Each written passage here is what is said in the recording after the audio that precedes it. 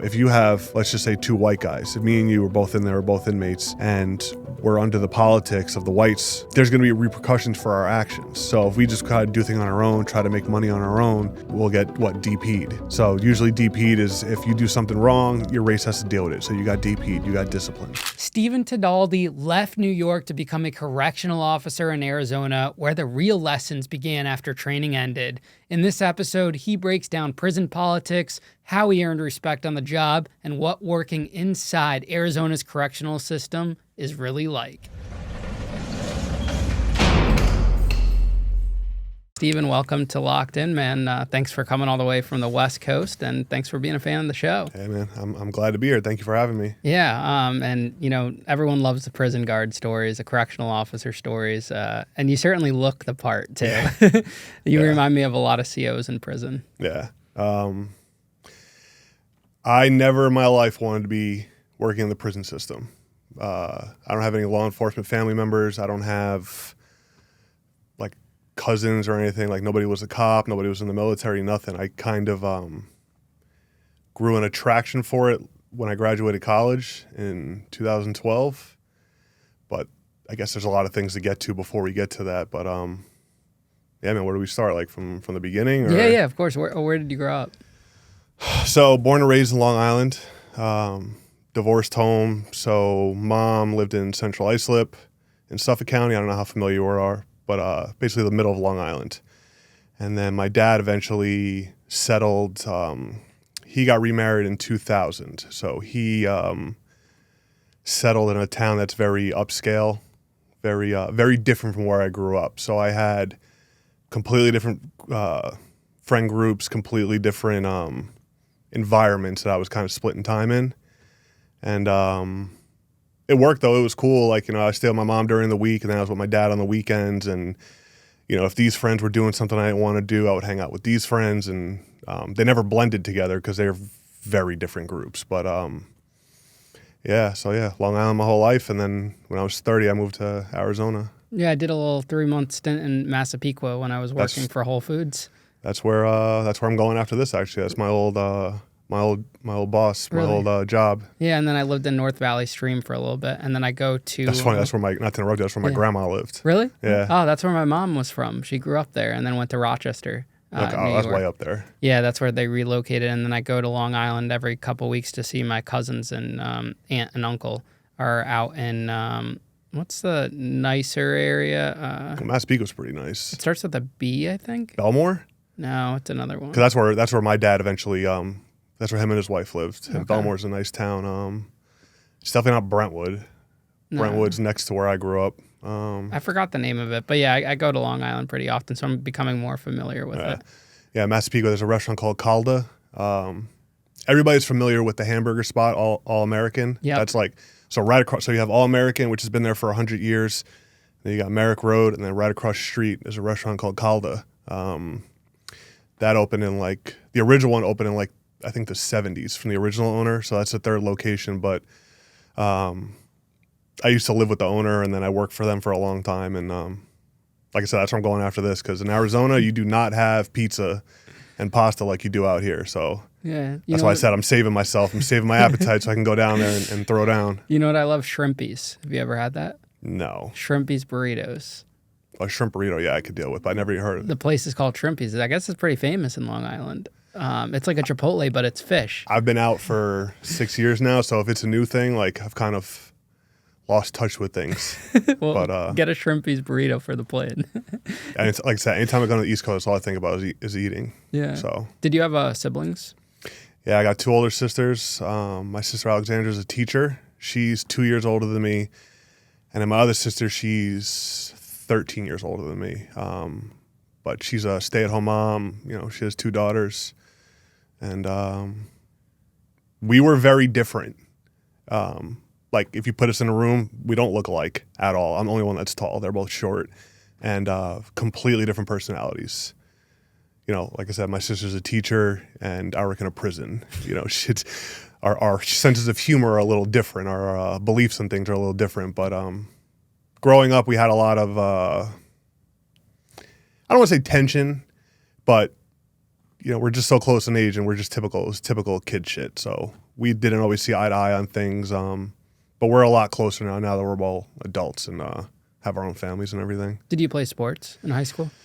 Yeah, baseball, football. I was never like the best at anything, but I always stayed active. Typical stuff, like play basketball in the summers and everything. And but yeah, like I was never like, I got a full ride for this, or I went to college for that. It was nothing ever like that. Were you the popular kid or kind of a loner?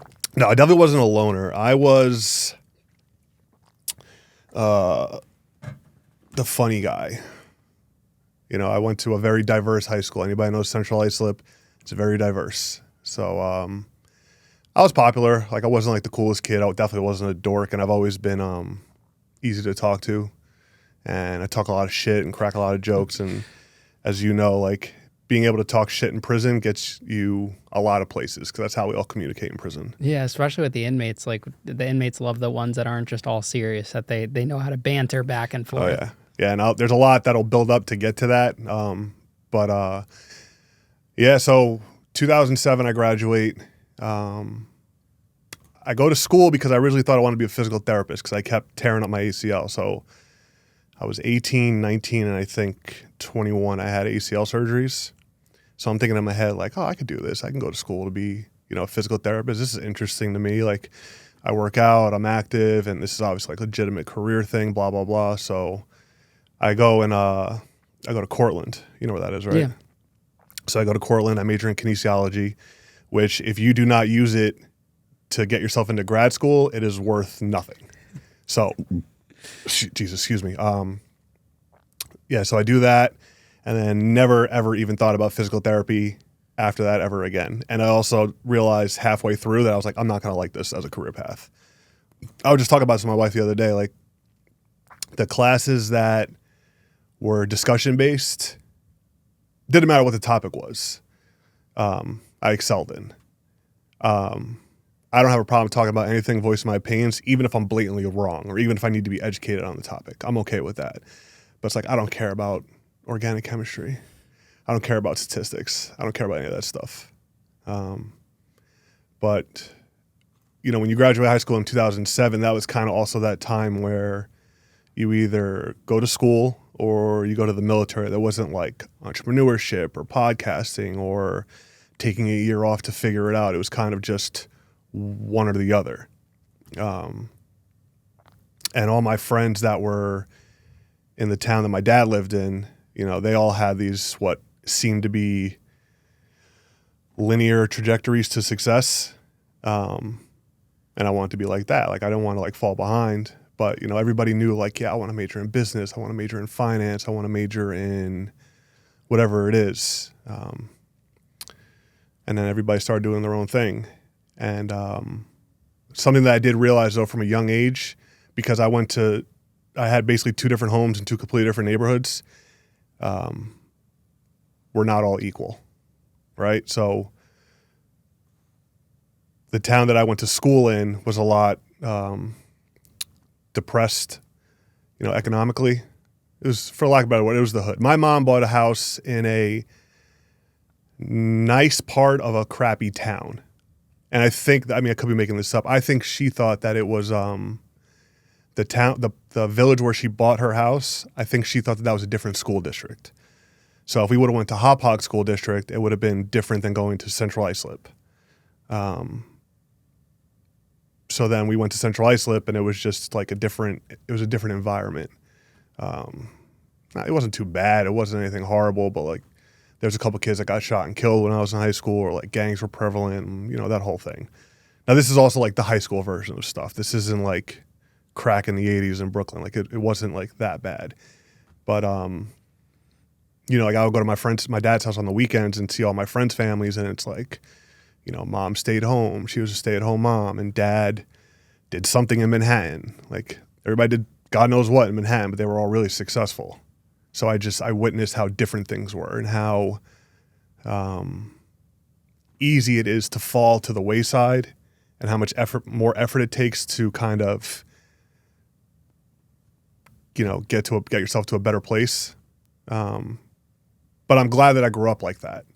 I'm glad that I grew up seeing both ends of the spectrum, and like my whole adult life, like work-wise, and I know we'll talk about it. I saw both sides of the spectrum of things. Like there was a point where I was working at a methadone clinic, right? So you're working at a methadone clinic, you're dealing with heroin users, junkies, whatever you want to call them. But then at night, I was working at in the nightlife industry, and everybody there was a drug dealer. So you see completely different sides. Like where are all these people that need all these drugs? And you see them during the day, and then when you see people at night, it's like, how many drug dealers does the New York City area really need? And it's like, look at all these guys. They got all this money thrown around. So I was like exposed to just like the extreme ends of things. But yeah, I mean, I'll back up a little bit. So when my dad remarried, right? Because I think this takes effect into why I made the decision I did later on in life when I moved to Arizona. So my dad gets remarried in 2000. The woman that he remarried had, or she still does, she has a lot of like mental health issues. But when you're, 12 years old, you don't really realize it. You just think that that's just how this person is. That's her norm. But as I got older, I started to realize like the routine of things. Everything was centered around how my stepmom felt. Everything was centered around how her mood was, or environmental things that were affecting her, like seasonal depression and stuff like that. But as I got older, I kind of gauged an interest in it. Like I used to think about like, okay, it's been 2 months and Roseanne hasn't had an episode. Like something's coming, like it has to come. It's like, what's going to set her off? Or what are the things that calms her down? Or what are the things that I'm doing that I don't even realize that makes her kind of go off the deep end a little bit? And it got worse and worse and worse as I got older. So between her issues and then like my dad's issues, which wasn't really, his issues weren't really that major, their relationship seemed like more of a codependency. It didn't seem like a real relationship. And I could predict what was going to happen. I could be like, all right, my dad's going to go out drinking because he's mad about this. My stepmom's going to get upset.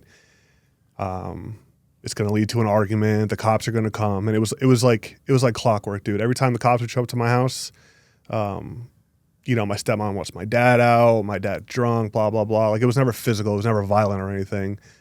But the cops can only do so much. It's like, look, you two are legally married. There's no violence. Maybe he can go sleep it off in that room and you can go calm down in that room. But at the end, she would always tell the cops, like, I want to die. I'm going to kill myself. So, like, like if you say that, if you're in the prison system, you're going to go on watch. You're going to go, there's something that has to be done because you can't just say things like that and think there aren't going to be repercussions to your actions. So I would start to see this stuff. I would start to see that, if she wouldn't get the attention that she would want, she would say these things. And then I started realizing, like when they would kind of go on little breaks, let's say we would stay at my grandma's house for a couple weeks to let things cool down. And I would come back and it's like, wow, Roseanne's lost a lot of weight. Or she would burn herself with cigarettes and then pick at her arms. It's like, that's not normal. It's not normal behavior. And with the losing weight thing, it's like, I don't think she really even knew to feed herself. And if you just saw her walking down the street, she's a perfectly normal looking person. It's just, I used to always think, like, I think everybody's had this thought where it's like, if I could be in one person's head for a day, who would it be? Just like see how they think or what their thought process is. And it always used to be her, because we could be looking at this room right here and these curtains are clearly black.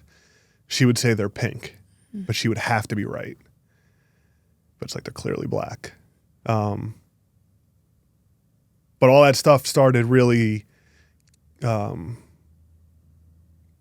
interesting me. It's not like I ever thought about going to school to be a therapist or psychologist. Like it was never that. But it was definitely something that caught my attention. And like even now, like I said, like when I started in the prison system, I started at like a SMI yard. So you know what that means, right? No. It stands for seriously mentally ill, which is a label. It's really all it is. It could be somebody that has a little bit of issues or like a lot of issues. I know a term out here is EDP, emotionally disturbed person, but it's the same thing. Yeah. But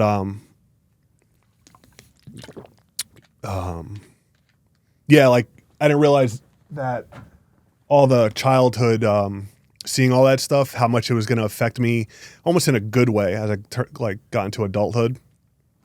But yeah, I mean, like I had a good childhood. Like I'm not going to complain about anything. Like I just had extremes. I just had like this neighborhood, you know, like a lot of single parent households and a lot of like, it was just different. And then you go to this extreme and it's like, yeah, you know, there's 2 brand new cars in the driveway and everybody's going on vacation in the summer. And, you know, it just seemed like everybody had such a, they had like this path of success that they were all like set in stone for already. Did seeing those 2 different environments make you more empathetic to, say, an inmate later on in life? Yeah, it definitely, it definitely made me more empathetic, and it made me, like even now, dude, everything that I come in contact with, I think about the big picture of things. So if I see an inmate, somebody that looks just like me, right? It could be you, for example, right? I don't know anything about your childhood. I don't know anything about your upbringing. But the overwhelming majority of people that are in prison come from uneducated households, poor households, one parent, or if they do have 2 parents, one of them's, you know, mom's strung out somewhere, or she's doing what she has to do to get by, or dad's living the street life. So you can't expect people to have such a level of success when their starting point is they're fucked from the beginning. And especially with mental health issues, a lot of people, the first time they ever get help for their mental health issues is when they're in prison. And it's like, if that's the first time you're ever getting treatment, like you're screwed. You know, and it's just like, when did psychiatric hospitals start closing down? You know, we all like have heard these things, right? Like people, you know, the only time people get mental health issues is when they go to prison, right? Because there's no funding for state hospitals. There's no funding for this. There's no funding for that. All that money has to get reallocated somewhere else.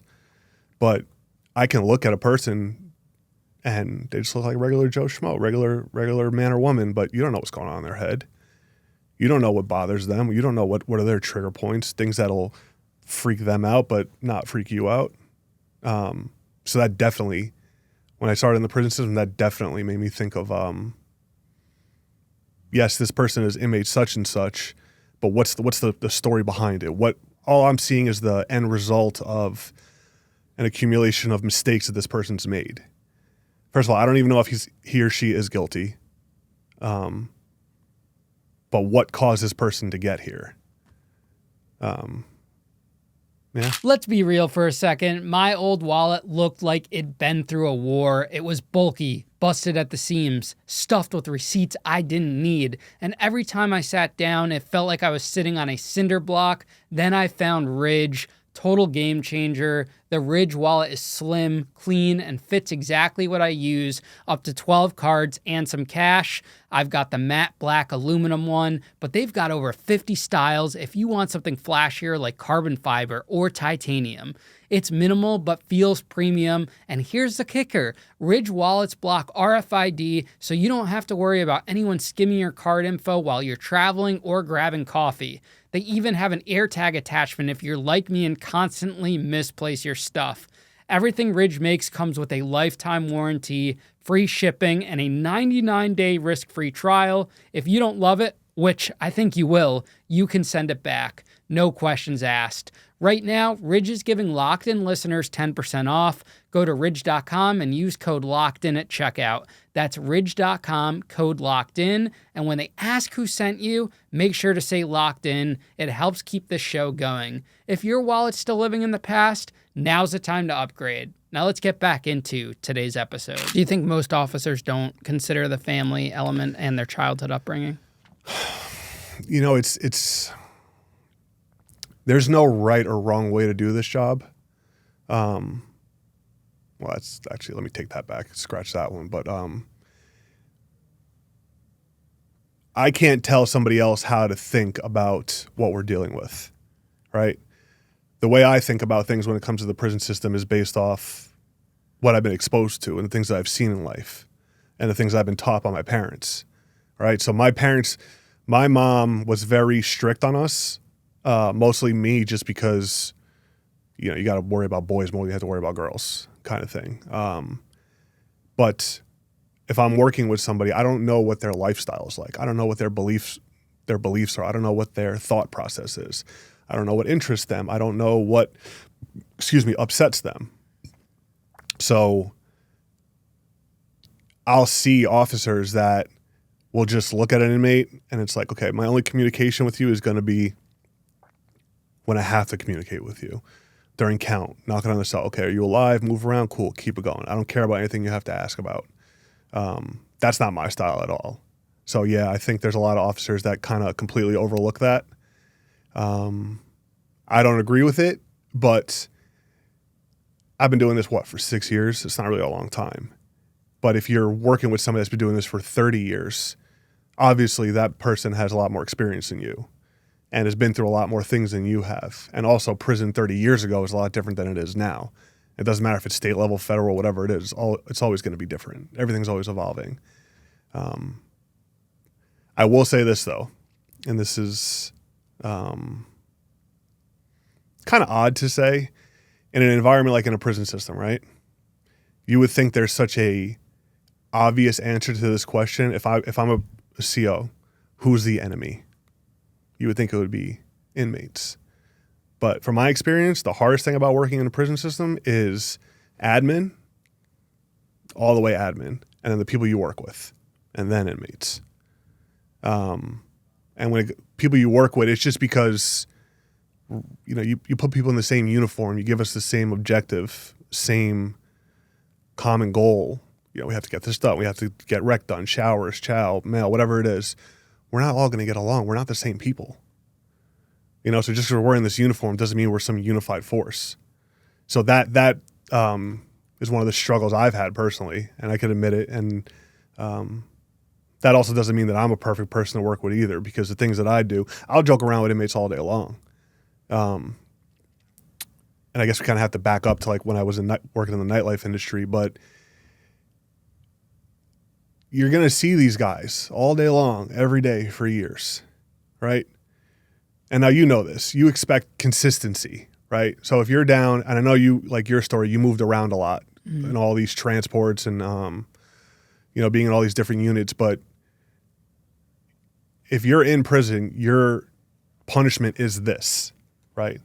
My punishment for what I did is being in this system.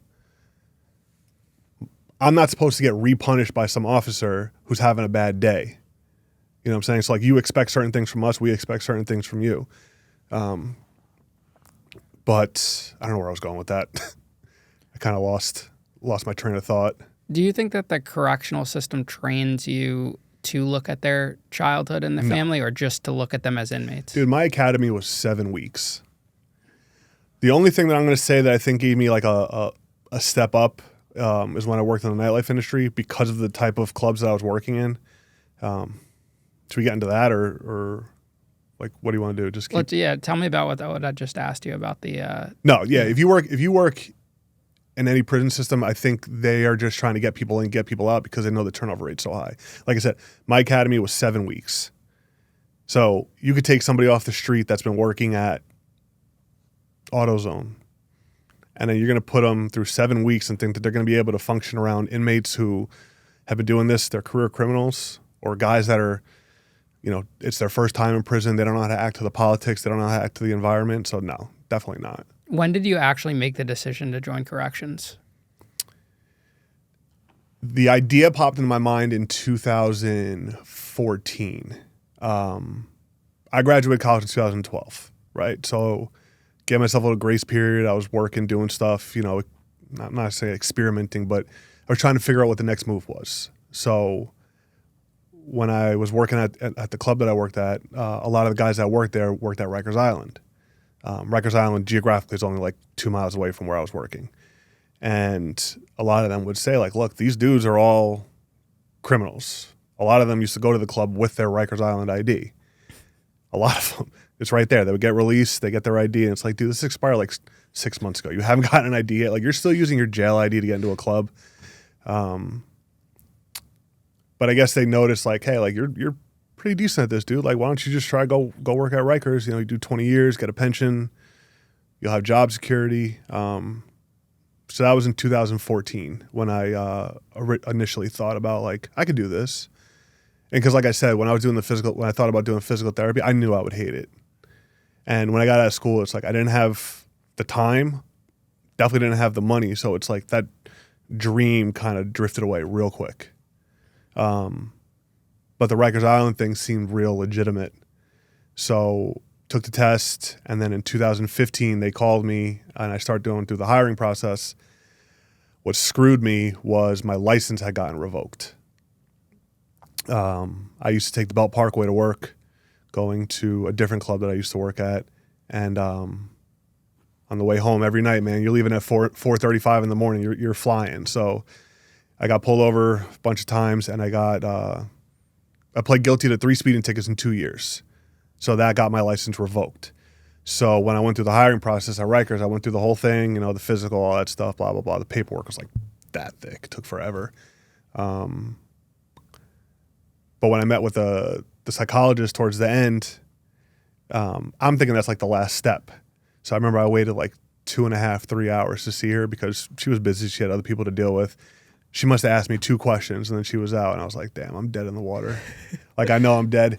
And I got the letter a couple weeks later saying I was disqualified. And one of the guys that I worked with at the club that I was at, he knew somebody in investigations, and he's like, yeah, you don't have a driver's license. And as you know, like, inmates have to go to the hospital, they have to go to court. So you got to have a license to be able to drive people around. So that's, that disqualified me. You would have thought they could have just told you that really early on in the application when you submitted your ID. Mm-hmm. And it took them a while to get me that letter too, because I kept thinking, I'm like, all right, in 2015, I was 25, 26. So I'm like, all right, I could do 20 years, have a pension. I could be hanging out. I could have that part set, like, I don't want to be working jobs forever. I need something where I could sustain a family off of, something that I can build off of, have good pay, like the whole spiel. Like, it's definitely not a glamorous job, but it's stable, man. It's a good gig, actually. I've interviewed a lot of Rikers and DOC in New York, and between the pension and the benefits, and it's just and like I said, like, when I started in Arizona, that was right before COVID hit. So I started in 2019, and then once COVID hits, everybody's losing their job. The only thing that happened to me is we all got a raise. Like, you can't work remotely and be a CO. You can't be a remote CO. It doesn't work like that. So did you put the corrections job on hold for a few years? No. So, well, I guess, yeah. So I got disqualified, and they were like, you can apply again. I just had to wait for all the bullshit to come off my driving record. So I got my license reinstated, and then I just had to wait for the tickets to fall off, which wasn't a big deal. It's just time. So I just kept working in the nightlife industry doing that. And that interests me too, because they kind of go hand in hand, because, like I said, the overwhelming majority of the people that were in that used to go to that club were street dudes, guys that have been in prison, guys that still have prison attitudes, a lot of that. So I had a good thing going. Like, it wasn't far from my house. During the day, I was working at a restaurant. So it's like, cool. I had like food. And then I was only working from like 11 o'clock until 4 in the morning. It's not like I have to set an alarm and wake up early to go to work. And it was definitely financially in my favor, because, as you know, working in the nightlife industry, there's a lot of money going around. Did you know what a prison attitude was back then, before you even got into corrections? Only because of the club that I worked at. But like I said, before that, growing up, prison never came up ever in a conversation ever in my life. Did you watch shows at all? Yeah, but it was nothing like, it was for entertainment. It wasn't for interest, kind of thing. My mom is a nurse, right? But she had 3 kids to support, pretty much on her own. So she was always doing overtime, always doing what she had to do for us. And like, we had a good life. Like, we always had, we had everything we needed. We didn't have a lot of excess, but we had everything we needed. But it wasn't like, hey son, you're gonna be 18 too. What do you think you would want to do as a career path? It was never like, I wasn't taught, if you major in this in college, you can segue into this, or if you get this license, you can do this. I never was taught any of that type of stuff. So the first thing that ever sparked my interest on what I could do as a career was either become a cop or a CO. So I took the civil service exams pretty much back to back. Rikers was the first one that called me. And for whatever reason, I think I'm more drawn to the prison system than I am being a cop. I wouldn't want to be a cop, not anymore. But it just fit because, like I said, I'm working with guys that work at Rikers Island. I'm like, this dude's 46 years old and he's retired already. Like that's great, man. That's what anybody would want in life. And like, yeah, he's still working, he's still doing other things, but he has benefits for him and his spouse and his children until they turn a certain age, and guaranteed it, that pension's hitting. Like, that's the things people want in life. How did you end up in Arizona during that time period? So a friend of mine used to DJ at the club that we worked at. I guess he kind of got tired of it and he ends up moving to Arizona. But, him and I are real close and we're, real similar in everything in a lot of ways. So he was already out there. He took a job doing something, whatever he does. And he's like, oh, why don't you just come out here and take the CO exam out here? Because at that time, like I said, I was just waiting for all of my my driving issues to kind of fall off my record to apply at Rikers again. Because not like Rikers Island is going anywhere. So I went out to Arizona. I did the CO exam out there. And then they called me first. Like, they called me like almost immediately, like 3 weeks later. Because that department's pretty short-staffed. So I go through the hiring process there. And I always used to hear people saying things like, when my kids graduate college or when my pension kicks in, like I'm leaving New York or I'm moving out of New York, like I'm going to Florida, I'm going to Virginia, whatever it is. So I didn't have kids or anything. I wasn't married at the time. So it's like, what do I have to lose? If I don't like Arizona, I'll try Arizona. If I don't like it, I'll come back. I left my living arrangements like cordially. So it was understood with my friend Rigo that I was living with. Like, yeah, I'm gonna go try this. If it doesn't work out, I'm gonna come back. It wasn't like I would have to start all over, like get a different apartment and get a different job and all that stuff. So 2019 is when I moved to Arizona. In like January, I took the test out there. Like I flew out there, took the test, did the physical, and then I started the academy in like March. Very spontaneous. Yeah, I'm not one of those people. I don't have like my roots like cemented in one fixed location. I just don't. Like my hometown doesn't owe me anything, nor do I owe my hometown anything. So the world is bigger than Long Island. The world is bigger than Manhattan. So I was like, oh, I want to go see something else. And like my sister, she lived in China for a couple of years. My other sister, she spread out. She was doing her own thing for a couple of years. So like, I don't know, it was kind of like, it was my turn to go do something too. How did your family react when you said you were applying to be an officer? They didn't care. My mom's not one of those people that she's going to let you make your mistakes on your own, but she's going to let you do your own thing and be your own person. And she can't influence me on what to do. She was just like, I think she knew that maybe I would be good at it because I could never sit behind a desk. I just can't do it.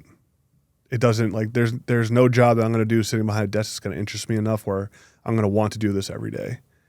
So she was very supportive about it. She wasn't happy, like her only son is moving across the country because both my sisters are married with kids. At the time, I wasn't. But she supported me. She flew out there for the academy graduation, and she knew. She's like, look, I'm 30 years old. I was about to be 30 years old. And she's like, this is what you have to do. Once you started the academy, were there any thoughts about saying like, oh, maybe this isn't what I wanted or this isn't what I expected? Well, it definitely wasn't what I expected. So when I took the exam, they let you pick which location you would want to go to. So in Arizona, there's Winslow, which is in the middle of nowhere. There's Safford, Yuma. Yuma's right there on the border. There was a prison in Phoenix. like right in the downtown area. That's the one that I started at. And the only reason why I chose that one is because I've heard of Phoenix. You know, if you're coming from New York, you're coming from the biggest city on the planet, or not the biggest, but you know what I mean? Everybody, the whole world's heard of Manhattan. I can't just go to some dilapidated place and live in the middle of nowhere and just have such a complete culture shock where the only thing that I have going on is just working. I didn't want to do that. I can't, you know, I couldn't do it. So I was like, okay, Phoenix would work. So I didn't know anything about what that unit was like. I didn't know that it was a reception yard. There's Lewis Complex, which is on the west side, which is like an hour and 20 minutes away on the west side. And then on the east side, there's Florence, and then there was Iman Complex. So in the town of Florence, you have the Florence prison, and then right behind it down the street is the Iman prison. But there's also like Pinal County Jail. There's a CCA prison, which is private federal. There's an immigration detention center. So basically the whole town exists because it's a prison town. So I chose to work in Phoenix, like I said, just because I've heard of Phoenix. But when I moved out there, like I just packed everything I could in my truck and just drove out there. Like I didn't have a place to stay. I didn't know anybody besides my one friend, but his kids were little. But I said, look, I'm moving here for this reason. So I'm going to make the best of it, obviously. Do you think that they make the training easy because they're so short-staffed, Yeah. or was it challenging? Thinking back now that I have some time under my belt, the things that they train you on really doesn't matter. And I know like that's such a horrible thing to say. Like there's certain things like, yeah, how to like use handcuffs properly and how to use a firearm. Like obviously those are big things, but the hardest part about working in a prison and dealing with inmates is how you deal with inmates. And I don't take myself too seriously. I don't, you know, I'm not one of those per policy guys. I don't know anything about policy. You know who knows policy in prison? Who knows policy the best in prison? The inmates? The inmates. Like I would ask, I remember one time I was working and somebody said something to me over the radio, some 10 code that I didn't know. And I looked at the inmate like, what the hell is a 1015? And the inmate's like, oh, it's this. I'm like, I didn't know that. He knows it. He could have been bullshitting me, but it's just all about like relationships and how you deal with people.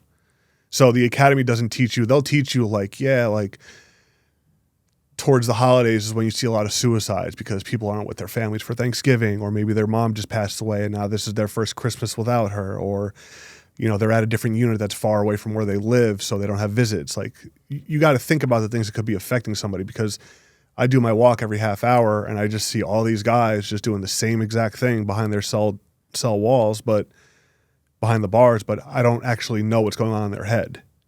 Like you can kind of predict things, but I don't actually really know. Like I said, I only know these guys as the culmination of everything they've done wrong in their life to get to where they're at. So when you're in the academy, we had to do sit-ups and all that stuff. Like I've never seen anybody do a sit-up in prison that works there. So like, what do we have to do this for? And I understand the physical fitness part of it, but they don't teach you enough about like how to like actually deal with an inmate. And a lot of guys, in my opinion, they want to punch first, ask questions later. That's not my approach to things. I'm not a hug-a-thug. Yeah, you know that term. Mm-hmm. I don't consider myself a hug-a-thug at all, but I don't want to go to work every day and just be getting into fights with people. Let me back up a little bit. When I worked at the club that I worked at, right, everybody there lived that street life, that criminal life. Like I said, guys would come up with their prison IDs. All the people that I was the closest with, the people that I had the most respect with and the best rapport with, were people that I had problems with at one point. And this doesn't mean we were fighting each other. It would just be a disagreement over something that they did versus what they're supposed to. It's just like little disagreements. But after you talk to someone, you develop a rapport with them, it's like, okay, it's pretty easy to come to a common ground on things. So if it's you and your friends, you and 6 of your friends, right? And me and you just don't get along. And eventually we have some type of altercation, which leads to some type of conversation because I work here. I'm here every night. You come here all the time because you want to. So we're going to cross paths. We're going to see each other again. So let's just figure out what the problem is and deal with it. And then moving forward, we're going to have a lot more respect for one another. And prison is the same way. You know, if I see some guy that's acting up, acting a fool, acting like an asshole, is that him directing his disdain for me specifically, or is he mad at the system as a whole? Or is he part of the politics and he has to do this because somebody that, you know, is in charge is telling him to? So the academy should have taught you all about relationship building. They do teach you good things like different custody levels, like, you know, this guy's like an enhanced housing unit, or they'll show videos of like, you know, inmate such and such is here on death row because he killed an officer back in the 80s. So like, be alert, be attentive. They do teach you things about manipulation, which most people don't realize they're getting manipulated, but that they should talk about a lot more. I think the physical part of prison should be the least important thing. Yeah, from what I've seen talking to former officers is that there's so much emphasis on the physical aspect of the training when really it's the majority is mental. I mean, all the officers I've seen that are very good at their jobs were out of shape but had great, you know, mental conversations, and you didn't see them getting into fights or getting attacked. I guess you need to be physical to help another officer that wasn't properly trained when like the button gets hit and they got to all run to save them, but the ones that were out of shape but kind and caring and you know, actually made an effort did so much better than the other ones. Yeah, it how do I say this? If I'm going to sign up to be a cop, right, or to work in a prison or to be in the military, I already know ahead of time what I'm getting myself into, right? So if you're going to go work in the prison system, you know what the consequences could be if things go wrong. So it's on you to stay in shape. It's on you to be able to figure out, look, I'm not good at dealing with these inmates. Let me figure out what I'm doing wrong so that,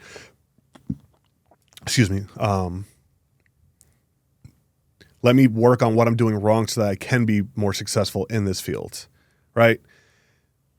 Don't complain about things that happen when you signed up to be here. That's like my biggest pet peeve, right? You'll hear people complain like this guy threw feces on me, or he threw urine on me, or, you know, I just got assaulted, and like you're the one that signed up to be here.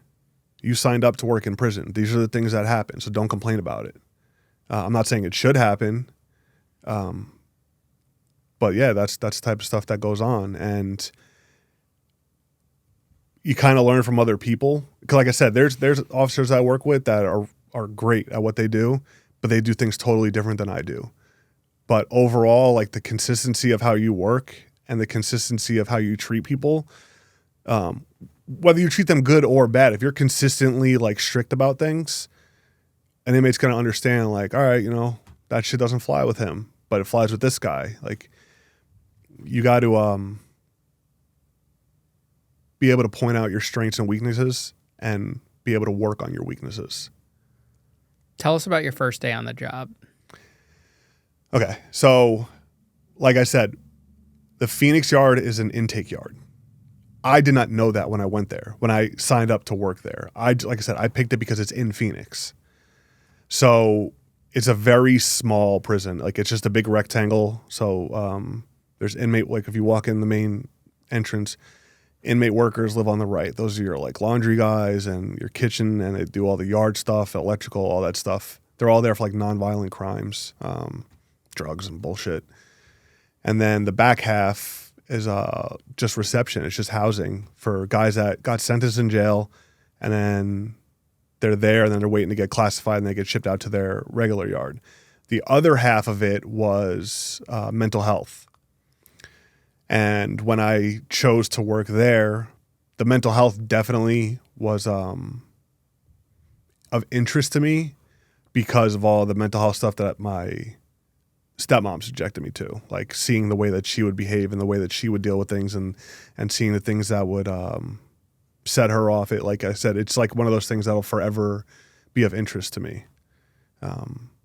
So yeah, walking in, you just do I was working 6 to 2, and it doesn't take long to learn how to work at that unit, because like I said, they get classified. They're either in Delta or they're in Echo, right? Echo at the time I think was like GP guys. Delta was like your SO guys and guys whose paperwork wasn't good, so they couldn't just be in like a big housing unit, like in a big pod. But it's just, okay, cool. Like Monday, Wednesday, Fridays, rec and shower days. Let's say it wasn't overwhelming. Like it wasn't like you see in movies, like if somebody comes into a prison, everybody's shaking the bars and they're throwing crap, onto the floor, and they're like, yelling and screaming, trying to get a rise out of the officer, because it's not like a permanent housing place. Like, yeah, the workers are there, but those aren't like, those guys are like at the tail end of their sentence, and they're not really like about the prison politics anymore. Like I said, the other half though was like mental health, so that was a little bit different, but nothing about it was overwhelming to me. Nothing about it, and it's not because I'm like super qualified or like I'm hot shit. That's not it at all. It just, it was like it's a very simple place to work. So did you wonder why they were so short-staffed then? So part of it's the pay, right? Which is obvious, but a lot of people use it as like a stepping stone to get into different departments. I did hear people frequently say that that the unit that I started at, the Alhambra yard, wasn't a yard that people start at. So most guys that were there, they're like, yeah, I did 10 years at Lewis, or I did 10 years at Florence, or I was at Yuma, whatever it was, and then they transferred there. But I guess the department just was so short-staffed statewide that they said, okay, you can start here now too, because I think they just wanted people in the system, because you can transfer another yard or promote and go to another yard, which is what I eventually did. But after like my first 2 months of it, I was like, I gotta see something else. I need like the full experience of working in prison. Like I need to see it. And I know, because like I said, nobody is actually housed there. So there's no store, there's no politics, there's no visits, only for the workers and only for the mental health guys. But that's a minority of the population. So I started branching out and I would go to Florence, I would go to Lewis, I would go to Perryville, the women's prison, and kind of like sharpen my tools, I guess you can say, and like really learn about like what it is to do this job and how I'm going to do it. So that was, that was all of like 2019. Now, are the older officers, maybe the ones that are getting ready to retire, are they showing you the wrong way to do things off the gate? No, I wouldn't say that. There was definitely nobody that was like intentionally setting you up for failure. It's just the problem is, like, we think about how to work in that environment, policy, right? Policy only works if you have enough staff. So if I'm in Echo, and Echo is the max custody guys, right? If I'm running showers, policy would say, okay, you got to cuff them through the trap in belly chains and put leg irons on them just to take them to the shower. Nobody's doing that. I'll cuff you up and then I'll just walk you to the shower, but I'm not going to go doing whatever policy says, because we don't have enough people working here. The Phoenix yard wasn't that short when it came to staffing, but a lot of the other prisons were like miserably short. So it goes back to what I said before. Like, we're not all going to get along. Like, if I'm brand new to this, right, and I see somebody that's been doing this for 30 years, the one thing that I really overlooked, if I would have started at Rikers, I'm going to be dealing with people that are from that area. So the Manhattan, Queens, Westchester County, like the same area that I'm from. So same attitude, same even references. Like they'll understand the things I'm talking about. But if I go work at the Yuma complex, right, it's like pretty much all Mexican guys and women that work there. That a lot of them live in Mexico. So that's a completely different culture that I'm used to being exposed to. It's different beliefs, it's different thought process, different jokes, different sense of humor. So you're just going to butt heads with a lot of people. So if I'm working with somebody, I know him and I just don't get along, I'm not really even going to want to teach him how to do anything. It's like, I don't want anything to do with him. But I was never exposed to like, I'm going to purposely set this guy up for failure. No, it was never that. It was just a lot of different working styles. And there was a lot of gray area just because this sergeant might be all about policy, right? This sergeant says, you know what? Everything got done. There was no issues among staff, no uses of force, no nothing. I'm okay with that. Everything got done. So it's all like the day is dictated based off who's in charge that day. After a couple weeks on the job, could you see yourself doing 30 years of that? I don't want to say that quick in, because a lot of it was still like I haven't really gotten the experience of it yet. I haven't really gotten the whole gist of it. Excuse me. But I also chose to move to Arizona for that. It was kind of like working at the Phoenix Yard. It was kind of like, this is it kind of thing. Like this is prison. You know how you talk about like the Wolf of Wall Street camp over here, FCI Danbury. Mm-hmm. It's like you walk in there, it's like, this is a prison? And like everything I hear, it's like that place is like the creme de la creme. That's like the Ritz-Carlton of federal prisons. Like, yeah, you're still in a prison, but it's like, this is it. So after a couple weeks, it was more of I got to think about what's best for me within this department, because there's a lot of people that want to promote and move up as fast as they can, and you would see that a lot. A lot of people were willing to like I have 20 years to promote as much as I can, and that if you're going to take that route, that means you have to be willing to move a lot. But you're doing it because you want to work your 20 years, you want to retire at a higher pay, so your pension's better. I get it. But there's a lot of people that want to just do the same exact thing every single day for 20 years, 25 years, which is, I wouldn't be able to do that. It's just so repetitive. I wouldn't be able to do that. When did it start to get exciting for you, if it did at all? Once I realized that I could spread out and drive around and go do overtime at other units, because it was kind of like satisfying this, I don't want to say need, but satisfying this desire that I had to see what it was really like. You ever have friends growing up that went to the military and like after talk, you know them like your whole life, whatever it is, and then they kind of say like I want to be in a combat zone. Like, you know what I mean? Like yeah. they have to see it. So that was actually good. It was because where I lived 10 minutes from where I worked, right? But I would work 6 to 2, go home, shower, eat, do whatever. And then I used to go down to Florence and work 4 to 10, 4 to 11. That's the good thing with overtime out there. You can, unless you're doing a hospital run or a transport, you can show up at any unit, any time of day and say, put me to work, which is a luxury. Like a couple years later when I was working at the unit was called SMU, Special Management Unit. It's closed now, but I was working 12-hour days. So I had a lot of free time. So I would go to work at night. I hung out with my then girlfriend, but my now wife. We would hang out, eat dinner, watch TV, whatever it is. And then when she goes to sleep, I would go to work and just do overtime because you could just show up whenever you want. Like, that's a luxury. So it got real interesting when I started moving around because I would see, like you're at a 5-yard, you're at Browning, let's say. Browning's like the death row guys and the STG guys, the validated gang members and all that stuff. But you see how different prisons are. So it was constantly interesting to me.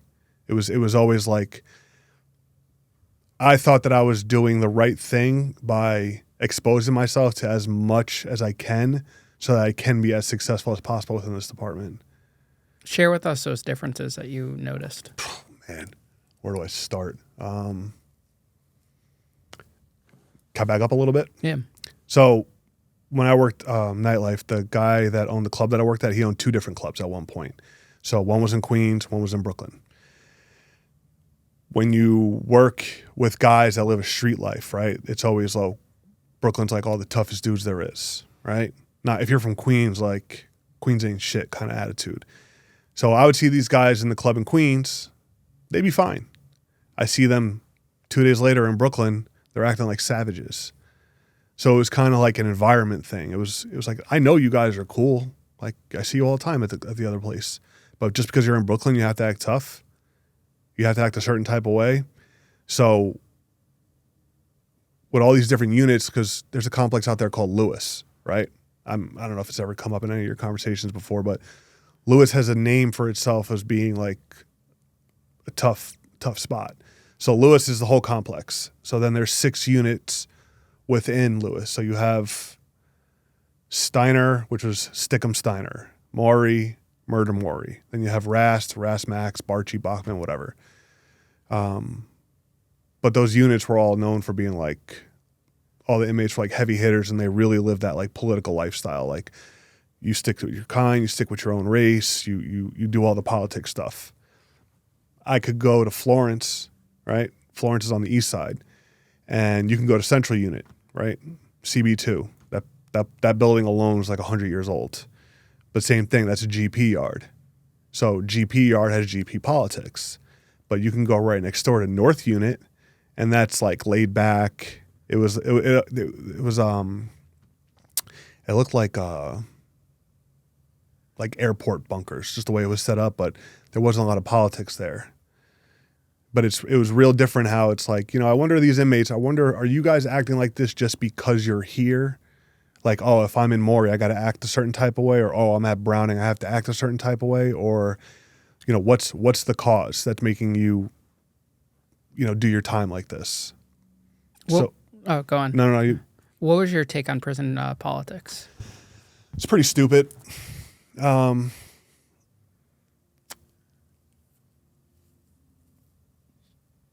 we all know, like, we all hear like the typical things, right? Like black with black, white with white, Spanish with Spanish, and all the differences amongst them. You have like your Mexican mafia, your Serranos, Norteños, whatever it is, right?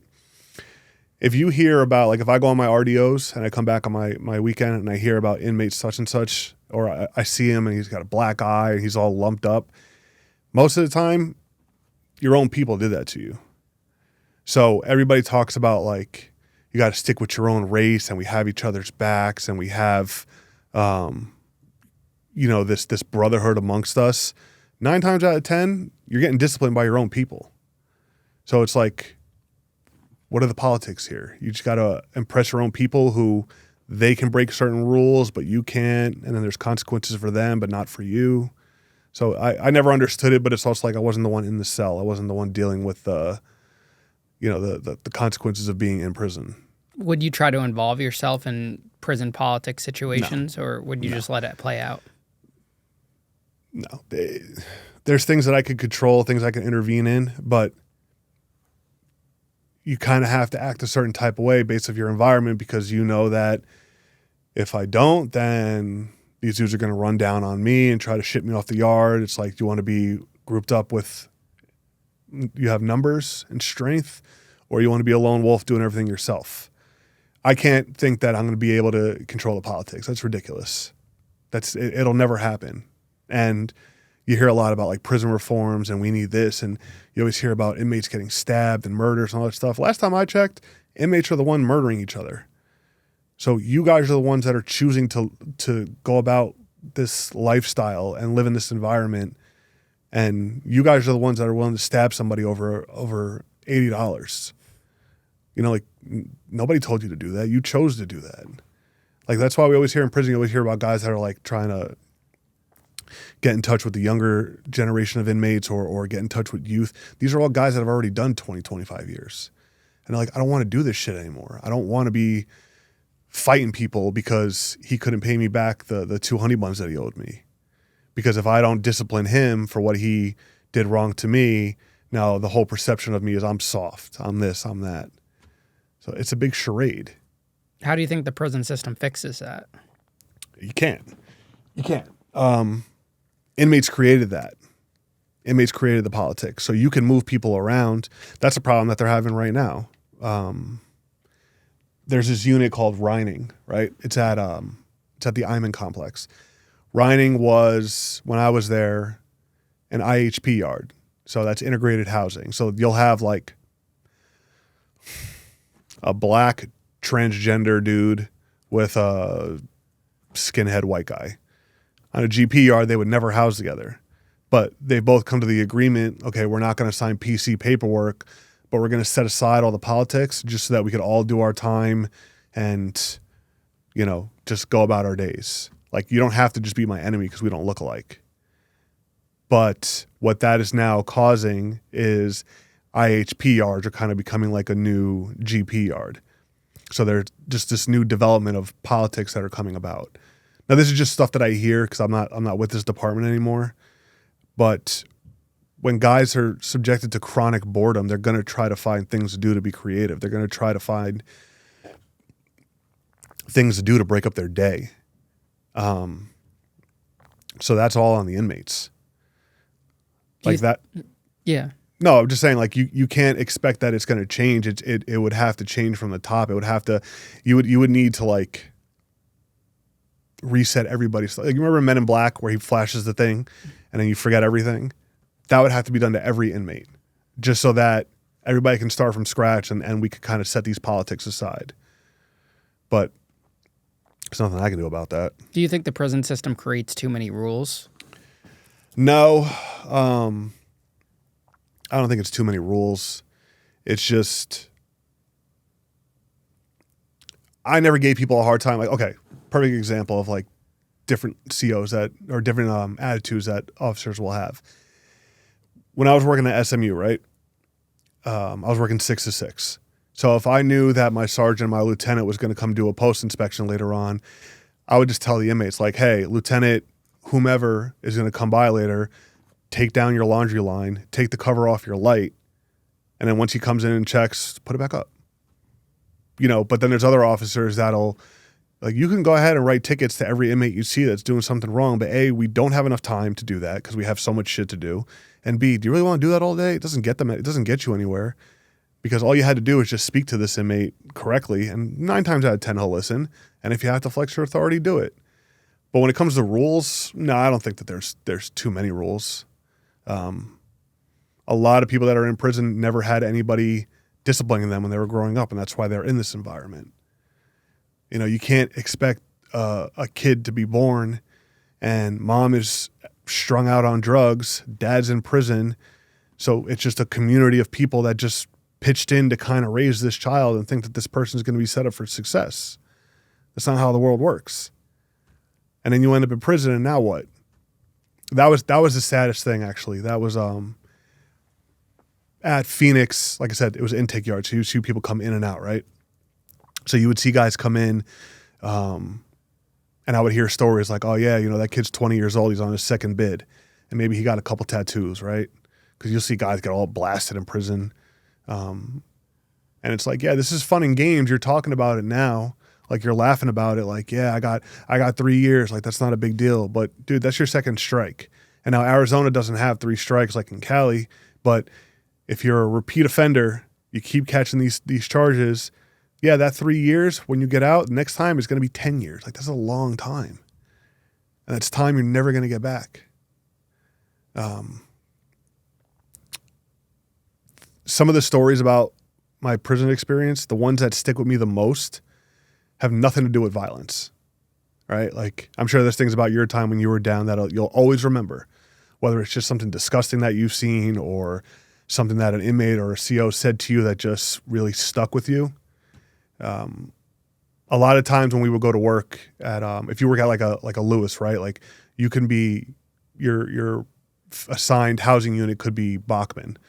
But when you go through Ingress, they could say, hey, you have to go to RAS just because it had call outs. So you would just move around within the department or within the unit a lot. So at Iman, you'll have, there's 5 units. Yeah, there's a couple different units, but 2 of them are SO units, right? So when you walk into the unit, it's just kind of a set of houses in a big circle, and then the rec yard's in the middle, and then there's a big fence in the middle that separates the 2 sides. So 2 days in a row, I got sent to one of the SO yards. So I don't know any of these guys.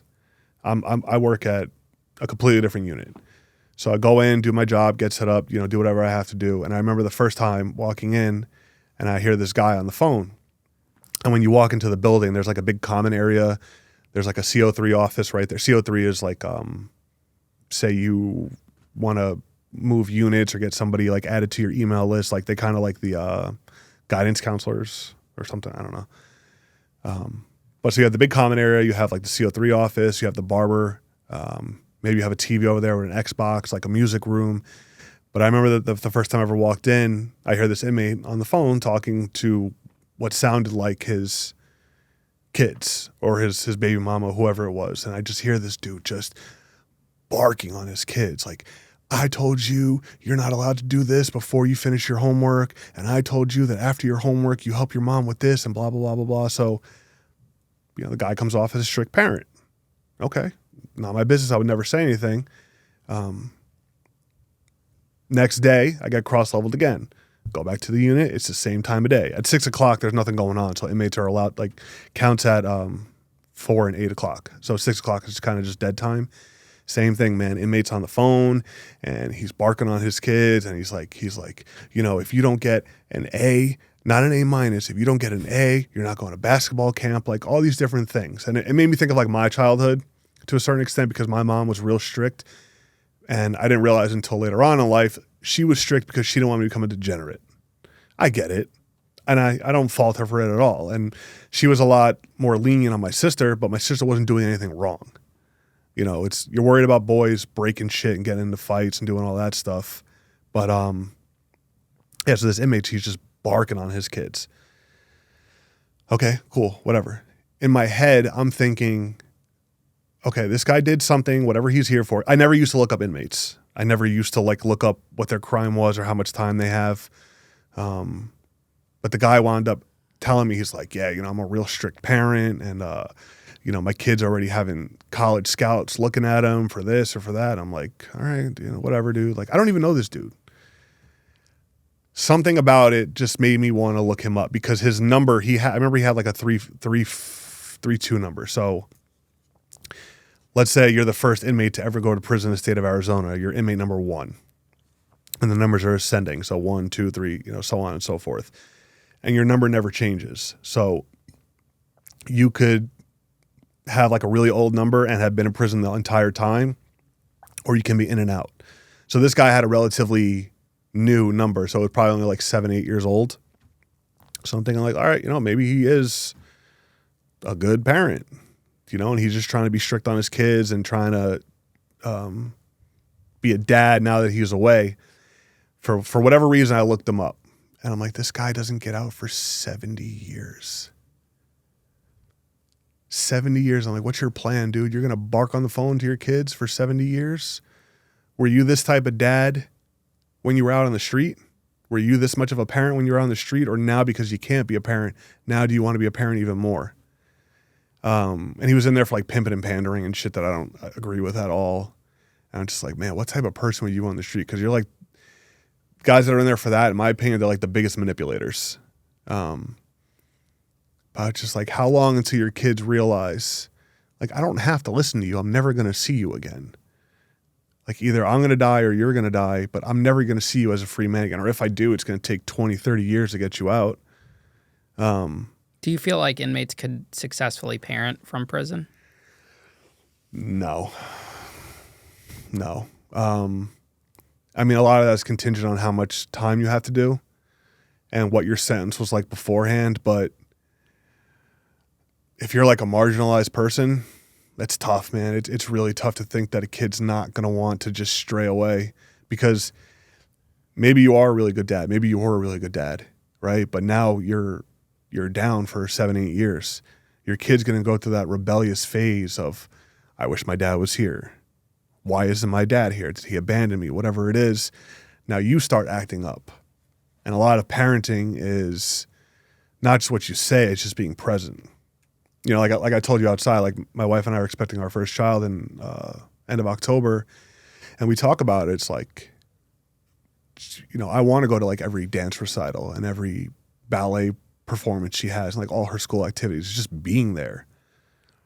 And so it's yeah, you can, my dad is real strict on this. You can know his rules and regulations, but you're going to think about it a lot more if he's physically there. You're going to think, I don't want to go do something stupid because I'm going to have to go home and my dad's going to be there.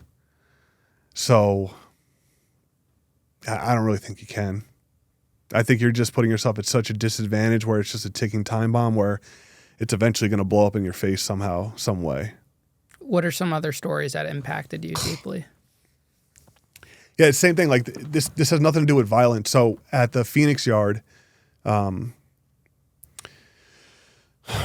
I said, I think it was Echo. Echo was the higher custody guy. So I remember I heard on the radio, like, hey, can somebody 45 processing for a move? I wasn't doing anything. I was like, all right, cool. Let me go get this guy and just put him, in his housing unit in Echo. And I go there and guy's just cuffed up, ready to go. So I take him out. And when you walk into the building, it's two big L's, right? So Delta is the same. It's an L this way. Echo is an L this way. But when you're going down the hallway, it's just cells on both sides with the plexiglass. So all the inmates know that when those doors open, somebody's coming in. So everybody goes to the glass, they're banging on the glass. They're like, yo, bro, like, I remember you from such and such. Like, you're just like, I don't want to say catcalling, but everybody's looking to see if they know you or if you know them. You're clicking up with your own people, trying to see, like, this dude's, whatever it is. So I'm escorting the guy. And I remember thinking, because he's a lot shorter than me and he had a shaved head, that his tattoos were actually pretty good for being, prison tattoos. He had like a whole helmet, like his whole head was blasted. And everybody's barking at this dude. He's not saying a single word. He's just this short little Mexican dude, 5'6", 5'7". Somebody says something to him that actually got his attention. Somebody called him like a name or something, I guess something that only like a real friend would know to call me by. So he looks and he kind of like stops moving. And I didn't really give him a hard time about it. It's not a big deal. Like, talk your little 2 sentences. And the guy's banging on the glass like, yo, like, how much time you got? Like, what are you in here for? Da, da, da. I guess they hadn't seen each other in a while. And the guy's like, God, I'll never forget this. He's like, man, they gave me 15 flat. I'm like, it's a lot of time. But you know what the guy said? He's like, I'm not worried about it. I got 9 months back time in county. You know exactly what I'm thinking, like how dumb that sounds. Like, dude, you have 9 months back time in county. You still have 14 years and 3 months to do? And what I found out after, he didn't come from jail. He was already in the Lewis prison, caught another charge doing something, went back and then got resentenced. So his initial charge could have only been for like 4 or 5 years, but now you got all this extra time because you had to do some prison stuff. But it's just like, I couldn't imagine ever thinking that 15 years is not a long time. And it just shows you, like, people really could become institutionalized real quick. A lot of people can get to that point where they're more comfortable being in prison than they are being out, because you have different things to worry about. In prison, there's only so many things. Like, no one's going to drown to death in a swimming pool in prison. It's just not going to happen. But I remember thinking, like, this dude's like 25 years old. It's over already for him. He had his sentence, cool. Now he has to do this. It's like, bro, by the time you finish that, you're not even going to want to get out. And then if you can get out, what's the world going to be like for you? My wife is she's from San Francisco, right? So we met when she was in Arizona she was going to hang out with her girlfriend for her birthday because she went to ASU. So after we met, we started talking. We planned for her to come back out so we could spend some time together. And at that point, she was already thinking about moving to Arizona. So it kind of worked out. It wasn't like I was like desperate to see her, so it worked out. She had a reason to come out there other than just me. So I remember the 2 weeks beforehand, I was maxing out my overtime every week just because, like, all right, let me have all this extra money so that I can take off when she's here and we can go out and have fun. So it used to be 24 hours of overtime was the most you can do in a week, in 1 week. Then they upped it to 32 hours. You know how many people work their 40 hours every week and then they do 32 hours of overtime on top? How many? A lot. You're never home.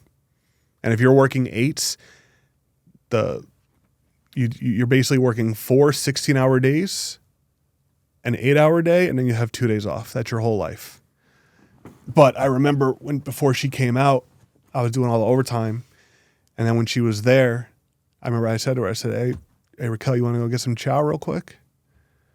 And I was like, damn, man, like, I just used a prison term in the real world. And it's like, it's true, man. Like, I can only imagine if you're in there 24 hours a day, 7 days a week for years on end, like, that institutionalization thing is a real thing. And for everybody, it hits differently.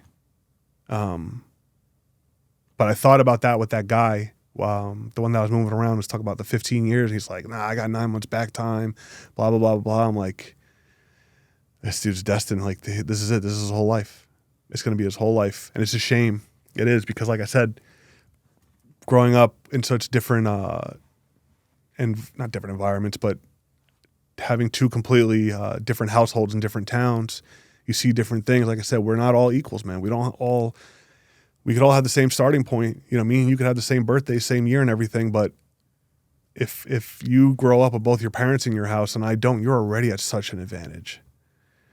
And it's a shame. It's like, how many people are just in prison because they're poor, you know, or they don't know any better. They're uneducated. Or I could fight it. Like, I'm 100% innocent. I could fight it. If I blow trial, I'm getting 30 years, or I can cop out to 5 years. Like, these are the type of things that people have to think of. That's why I said I'm very big picture about things. Does working as an officer make you look at time differently? Oh yeah. You know, when you see somebody every day for years, you don't really think about, like, I've known this person for 7 years because I see him every day. You don't think about how many different things have changed in his life, because nothing has changed. But you think about what's changed in my life.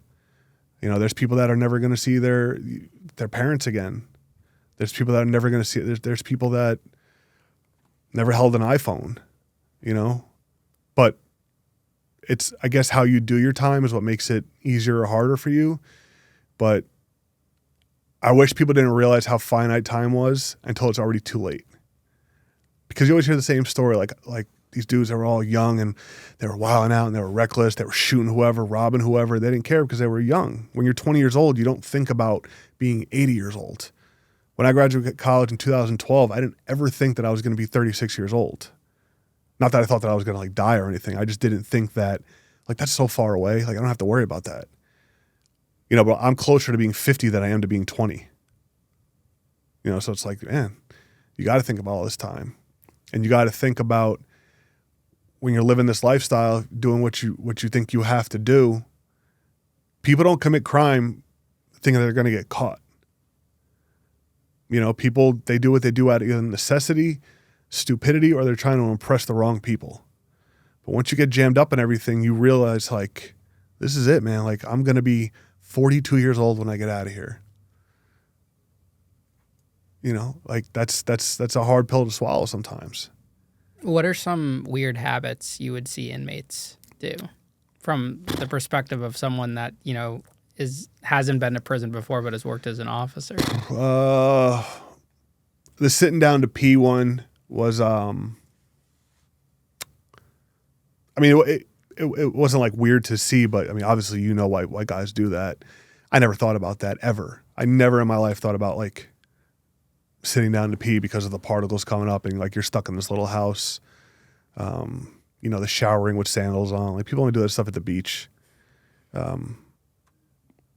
just depends. Like, I spent a lot of my time in, like, lockdown yards, so there wasn't as much, unless they're at rec or in their pod time, they weren't, like, moving around as much. But, you know, people realize when they go into prison, it's like, I actually am very artistic. You know, you'll see guys like with the origami, or they're carving up little soap into statues to sell them or whatever. But when it comes to habits, like, you know, people realize, like, you know, I only have to eat one time a day. Like, just certain, like, little things, but I guess it's all dictated by your environment, though. What was the most creative thing you saw an inmate do? Oh, man, creative? I don't even know. I can't think of anything that's like that extravagant, but I remember there was one inmate who used to, like, he would, they're not dream catchers. He would take toilet paper and make rope out of it, which is pretty common. It's just like if you're making your fishing line with the drawstring from your boxers, but he would make rope out of it and then make braids, and then he would, like, kind of braid things together to make artwork. That's pretty creative. Like, I would never in my life think about doing that. I would never ever think about, maybe I do have artistic abilities. I just don't know, because I'm in the free world. I can do whatever I want.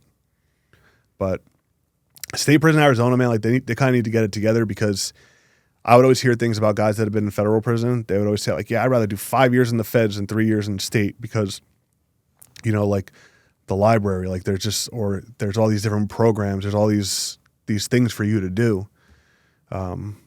Just sticking somebody in a cell for years on end, like that's not going to cut it. You said you spent most of your time in the lockdown unit. What was like a typical day like for that?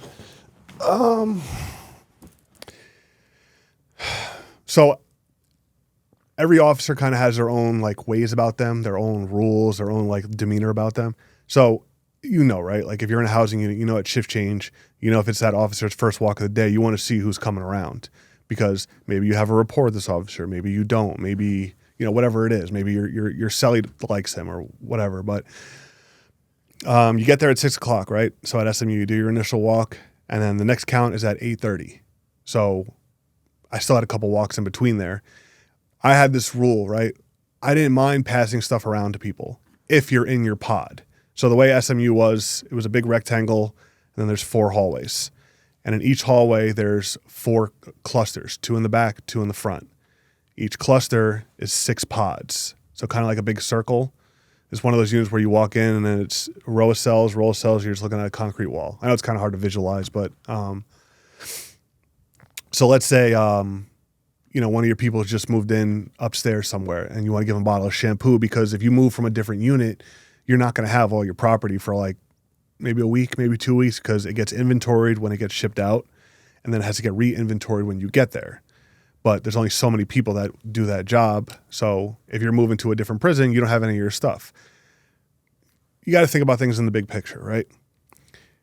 Me just taking a bottle of shampoo from you and giving it to the dude upstairs, because you can't fish a bottle of shampoo. They can fish tablets, they can fish all types of shit, but you can't do that because you can't get it out of the cell.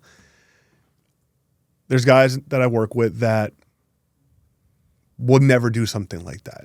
And like, yeah, you do that, and then next week they're asking you to bring in an ounce of heroin. I'm like, that's a little bit of a stretch. There's a lot of things that could happen in between that, but if I just do something so simple where I treat somebody like a human because this guy just wants to shower. He's not asking for anything ridiculous. Let me just give this bottle of shampoo upstairs so he could bird bath in it. You know how much easier that's going to make my day? Just from that simple gesture of humanity and civility, that's going to make my day a lot easier, right? But I had rules. I said, look, I'll pass something within the pod. I'm not passing anything to different pods. That's crazy. That takes too much time and effort. But there's a contingency. I'm only going to do it until 8:30 count. So don't ask me to pass something around at 2 a.m. It's not going to happen. And if one person in this pod is an asshole, everybody's burnt. Because you guys expect something from us, I expect stuff from you. So police your own people. I shouldn't have to tell you how to speak to me. Like, I'm very big on please and thank you. We can talk shit in between please and thank you, but start and end it the same way. But I also know that that's just like my rule. Like, other people don't care about that. But, I'll pass things around. Cool. But once somebody does something and you're going to screw it up for everybody. Like, this is like a good statement of prison, right? If I'm having a problem with some guy and then all these inmates know how I do things and I'm cool about things and I don't take it too seriously, but, we have a good working relationship. If this guy over here is being a complete asshole to me, I'm not even going to waste my breath talking to you. If you're a Mexican dude or whatever, I'm just going to talk to whoever's in charge of the Mexicans. If you're a black dude, white dude, I'm going to talk to whoever's in charge. And I'm going to be like, you know what? Your boy down there in, 1 Baker 27, I don't know what he's trying to do, but it's pissing me off. So deal with your people. 9 times out of 10, you come back the next week or next time you see him, no issues. Like, that's a representation of prison. Like, that's how you have to have relationships with people to go along and get along kind of thing. And like I said, if you're doing shit egregious or if you're like assaultive on staff or you like you're gunning at the nurses and all that stuff, I'm not even going to talk. I'm not going to waste my breath. But, that's just how you do things. But depending on the unit you work in, right? If you're working in a lockdown unit, these inmates need you for everything. So I have to bring mail to your cell. I have to bring your store. Wednesday was store day. So every time you walk around on Wednesday, yo, what's up with store? What's up with store? Because you know how that goes. That's people's lifeline right there. And you would see during football season, like, I would go up top to give somebody their story, like, hey, can you bring the entire bag downstairs to Morales, whoever it is, because, he owed up his debt. But when you work at a high custody yard and you have so many inmates to deal with, and you're You're so short-staffed. It's like no day ever felt the same. Like it just never, like, yes, it is the same, but it never felt the same. That's the one thing I liked about that department was being cross-level and everything. Like you experience like different housing units, different inmates. And it's like I said, it goes back to you're kind of like sharpening your tools for your trade. And then when you deal with like the SMI guys, that's a totally different ball game. But I liked it, I did. I left that department just because of financial reasons. Like it just doesn't pay enough. It's not worth it. But I liked working there. Tell us about fishing. I feel like every single person is fascinated with fishing. Yeah, I mean, a lot of times, so at SMU, a lot of times if we didn't have 2 control officers, we would kind of just override the doors to the pod. So the cell door would be shut, but the pod doors would be open because otherwise we have to wait for somebody to walk all the way around upstairs and open them. So guys would fish things, right? So you take the string from your inside of your boxers and you usually tie it around a piece of paper that you fold up like one of those little triangles that you used to flick in high school to play football with. And then you got to have another one at the end of it. So one is to catch it and one is just a weight kind of thing. But you'll see guys like they'll put something in a bag, like an old tortilla bag or whatever it is. And, I want to put a bag of rice, send it upstairs, or guys would fish tablets, dude.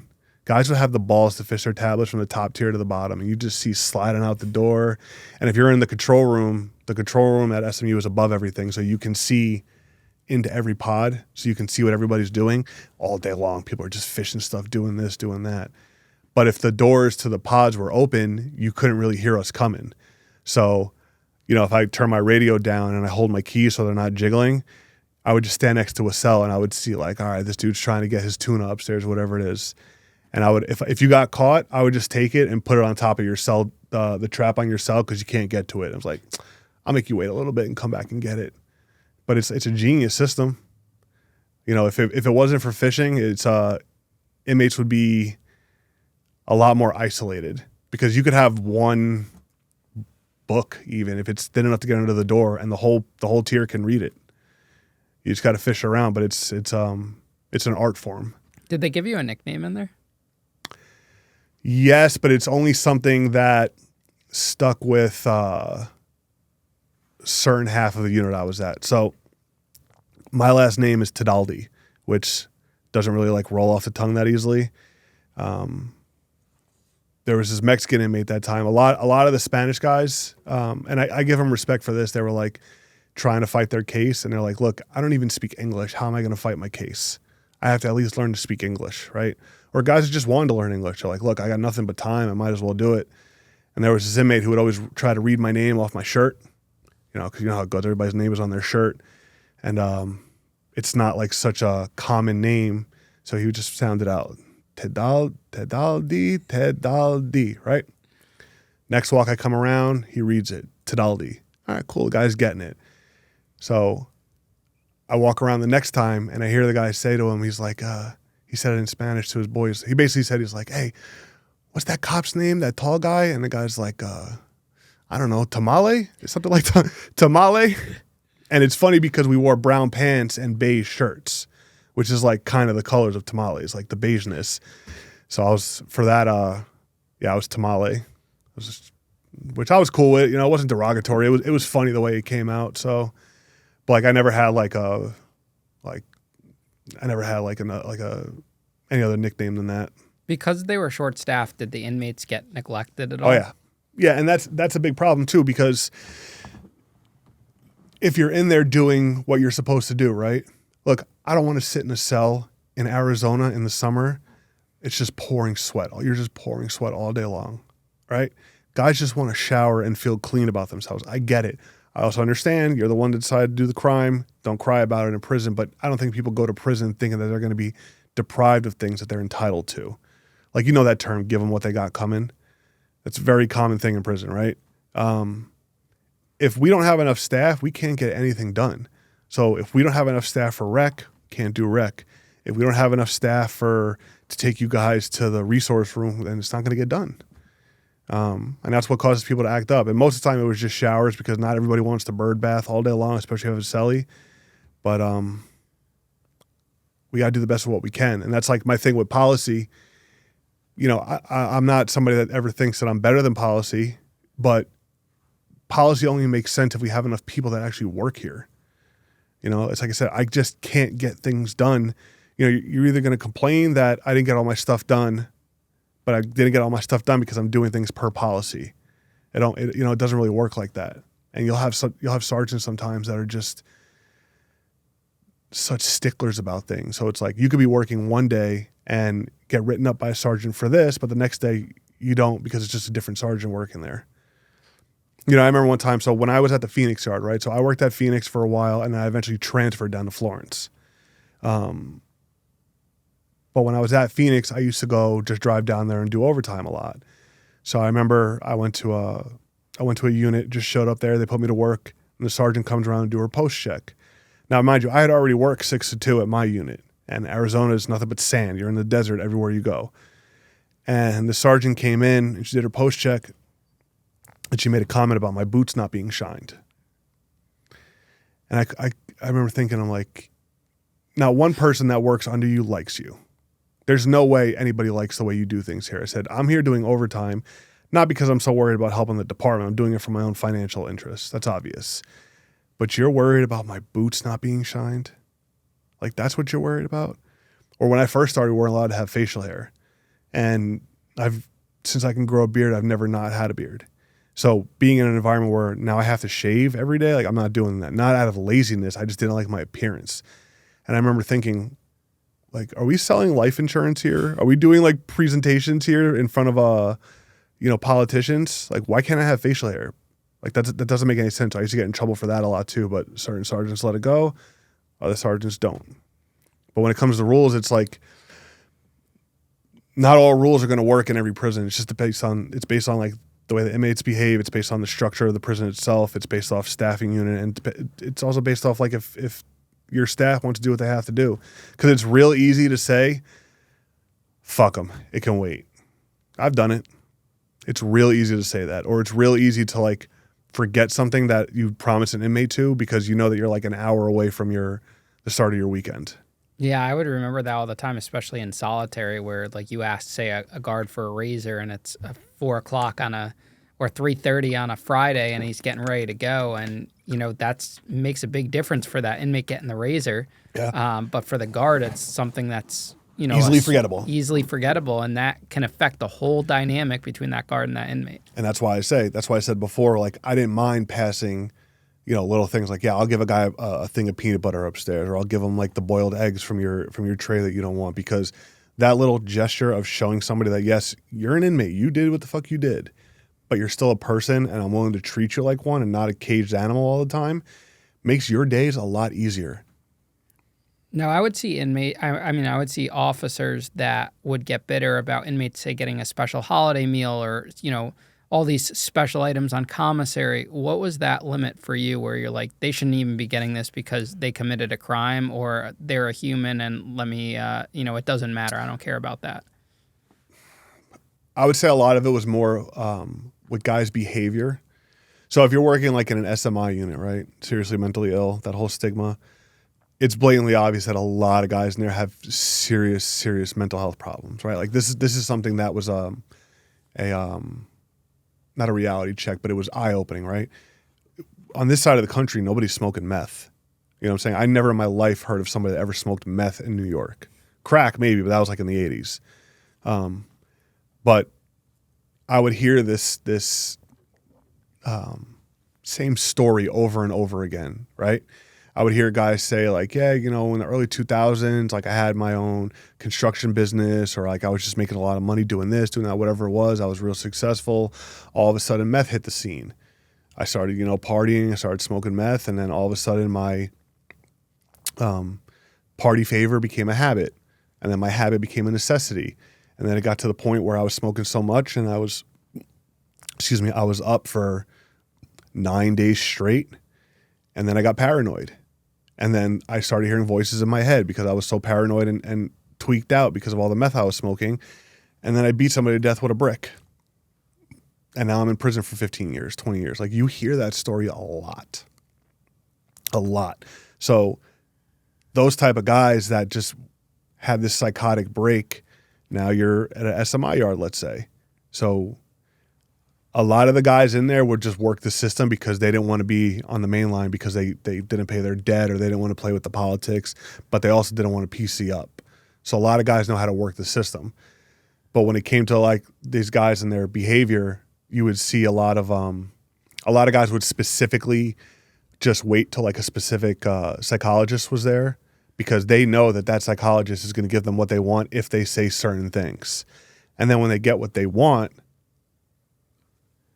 I would feel some type of way about it because I know specifically that you're just getting over on this. You're getting over on everybody right now.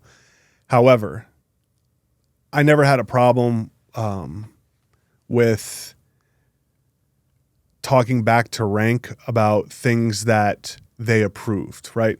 So if my sergeant wants to give an inmate this bottle of water for whatever the reason is, if it's for the greater good of the entire unit, I'm okay with it because at the end of the day, it's just a fucking bottle of water. But a lot of people say, oh, this inmate's getting over on you. He's doing this. He's working you. So they feel some type of way. But I didn't really care that much. And I'm not going to go, okay, if this sergeant gave you this, I'm not going to go when he's not around taking it back from you because it's just going to cause problems for myself. I don't want to go to work every day and have problems. And like I said earlier, admin is looking to jam you up. They are not your friends. Staff, people you work with, and maybe sergeants and lieutenants that are above you, we're just such different people that we butt heads a lot. And people that I get along with might not get along with somebody else. People that I don't like, other people may think they're the coolest person in the world. Like, I don't have a problem walking right past people if I don't like you. If I don't like you and you work there, I'll work with you. We'll go on a transport. We can do what we have to do. I don't have a problem with that at all. But other than that, like, I'm never going to ask how your day's off or I'm never going to ask about anything that has to do with your personal life. And that causes tension. But like I said, that would be a lot of the problem sometimes. If this officer thinks that this guy doesn't deserve it, well, this officer, what? You're Captain fucking America here. You're no different than anybody else. But I don't know, man. I didn't make a big stink over little things. Like if this guy's gonna get to shower on an off day, if my sergeant LT says let him shower just so that he doesn't like have to have a use of force on him, I'm okay with that. Can you break down some of the lingo you've been using throughout this conversation, like PC, anything like that for the audience? I know they always ask about it. Yeah, so certain things just become routine, like the lingo that we all use, even with our family or our friends, right? So in prison, you'll have things like PC, protective custody. From my experience, and I think a lot of people will understand this, there's this misconception that if you go to a PC yard, you're safe, and that's very inaccurate in my opinion. PC yards are more dangerous than GP yards from what I've seen, because if you're on the main line, right, if you're in a GP yard, there's a structure there. I can't just go and do what I want to do and be a vigilante because I'm going to have to report to people that are the same race as me, right? And I'm sure it was the same thing as the feds. So if you have, let's just say, two white guys, if me and you were both in there, we're both inmates, and we're under the politics of the whites, the woods, whatever they are, depending on where you're at, there's going to be repercussions for our actions. So if we just kind of do things on our own, try to make money on our own, we'll get DP'd. And DP'd, I'm not going to say what the one is that people probably think, but the other one is disciplined. So usually DP'd is if you do something wrong, your race has to deal with it. So you got DP'd, you got disciplined. But going back to the PC thing, protective custody, like I said, if you and I are both, we roll with the white boys, right? But we go to a PC yard. Now you go to a PC yard and it's open season. There's nobody in charge. So there's no structure at all. It's every man for himself in there. So this notion, like, yeah, you're in protective custody. Maybe if you're in like a SHU, segregated housing unit, SHU, the whole, those are the same thing, right? There's terms like you could have one unit, but within each unit, like let's just say SMU, Special Management Unit, right? Wing 1 was, let's say, workers. Wing 2 was SOs. So everybody knows what SO means. Everybody knows what CHOMO means, right? And then SO is a sex offender. Yeah, I don't know if I was supposed to say it or okay. not. But, but you can go down Wing 3. Wing 3 is BDU, right? What the hell does BDU stand for? Behavioral Detention Unit. So you're already in prison. You act up. Now you're sitting in jail within prison. But these terms just become so common knowledge. Like they just become so, store, right? Or Store is commissary. store is commissary, yeah, or canteen, right? Canteen, I was never canteen. I never heard that in state prison. But you'll have like H&R, right? Health and right. I don't know. I actually don't know what it stands for, but it's just like, oh, if you have a medical issue, you want to write the medical staff about. But yeah, like that's how we communicate in prison. Like that's what I said, like with 10 codes and all that stuff. Like I know the main ones, like 1019 is I'm en route to where you are. 10-4, I'm okay. 1013 is staff assault, whatever it is. But inmates know all that stuff. I don't know anything about policy, but Yeah, I used to, out of boredom, I would read like the handbook, the prison handbook that they give you that no one reads when you actually Nobody get there. reads. But if you're in the SHU or something and you need something to do and there's a copy of it, you end up reading the whole thing. Yeah, or even like like a lot of people that are interested, obviously, in this podcast, they're going to listen to other ones. So you'll hear about like the Cali stuff, like SNY, sensitive needs yards. I would think probably just PC. It's probably the same thing out here, like in Arizona, like IHP, Integrated Housing Program. But it's a lot of acronyms. It's a lot of bigwigs that are trying to do what's right, but they don't actually know what goes on the floor. That's, I think, the problem. Like right now, like the old director in Arizona, his name was what was that jerk off's name? I forget his name. Not Shin. Shin was the guy who came after, but the old director when I started was like known for being like, he would like steal money from the department, and he was very anti-staff and all that stuff. He winds up either getting fired or retired or whatever it was.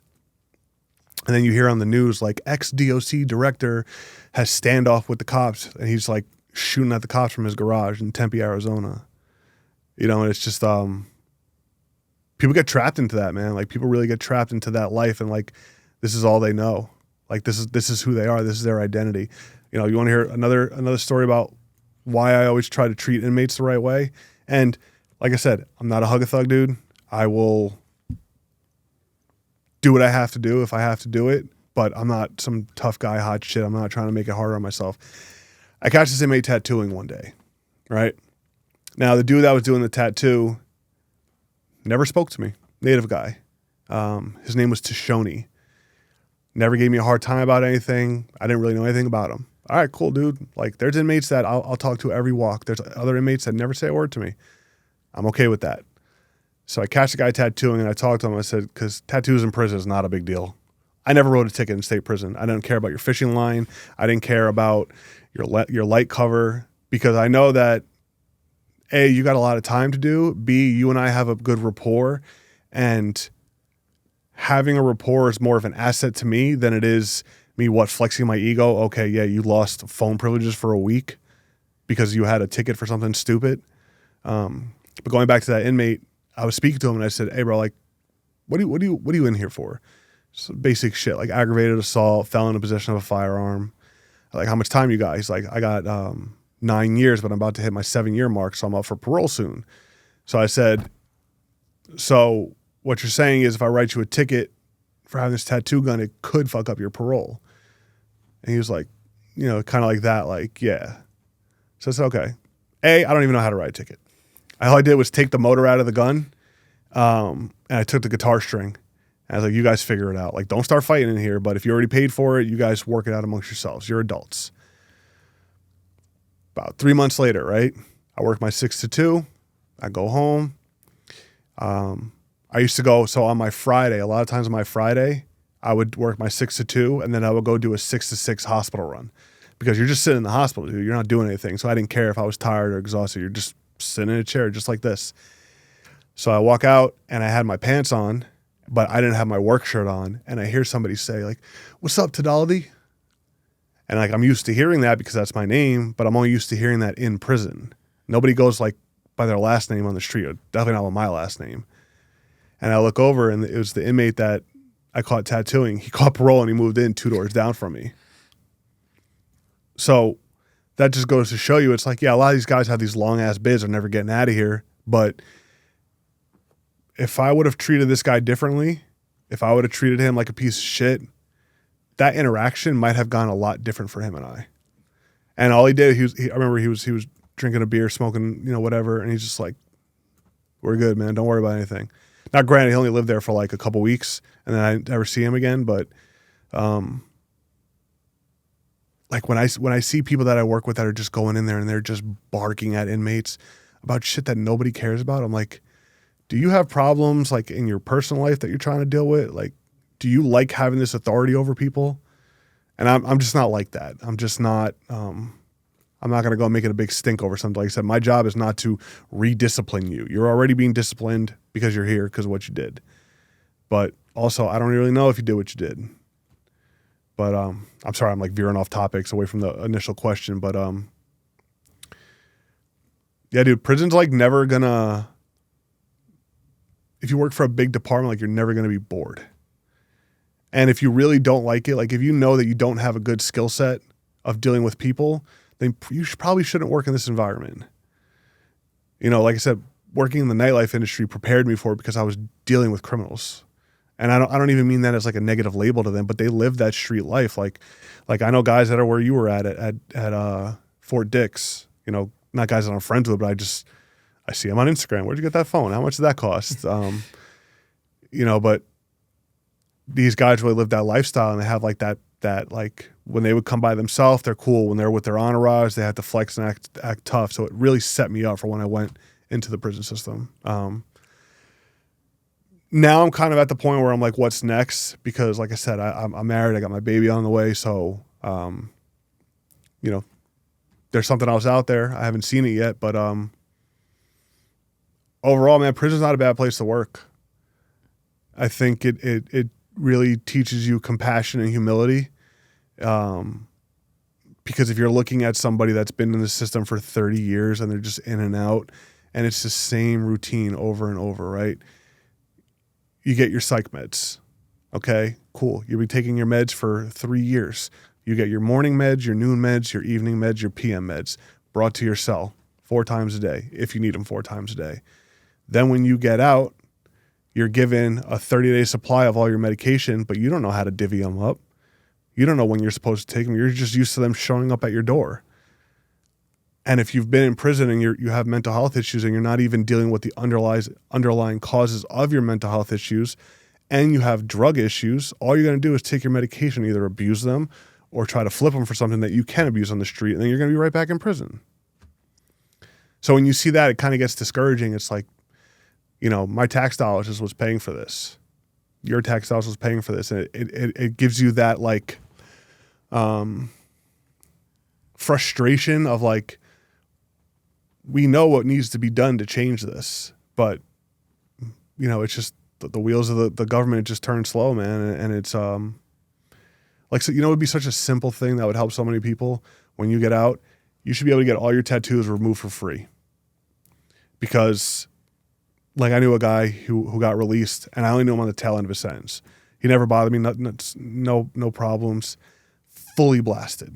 I mean, he left his face, but he got underneath his jaw, complete, like everything. So when you see somebody like that, you would think like, you probably have a lot of time to do. I'm like, you got an entire bodysuit when you had a 7-year sentence. And that's 7 years, start to finish. You could catch parole earlier, but it's like, how are you going to get out and go back into the real world and think you're going to get anywhere with life with all these tattoos? Because tattoos is one thing. Prison tattoos are another. And anybody that with decent vision can spot the difference between the two. I know there are some programs that are doing like the charity work where if you were in a gang or anything and you want gang tattoos or their hate removed, speech tattoos. Yeah, absolutely. Yeah, they'll remove those for free, which is good. Sorry, I remember you said about the water. It's just, I don't think people realize how easy it is to potentially fall in the trap of not even trap, but potentially becoming an inmate. If I'm out with my wife right now, right? And we're out doing something, whatever it is, we could be at Target, it doesn't matter.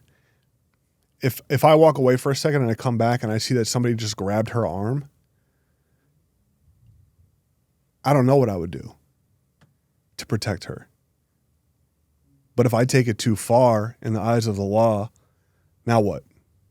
All for what? Doing what I'm supposed to do. This is my wife. I'm supposed to protect her. Or if I'm with my nieces or if I'm with my mom or whatever it is. So it's real easy to fall into this where it's like, even if you just get like a 6-month sentence, whatever it is, like, it's not that hard to become an inmate, man. It's not.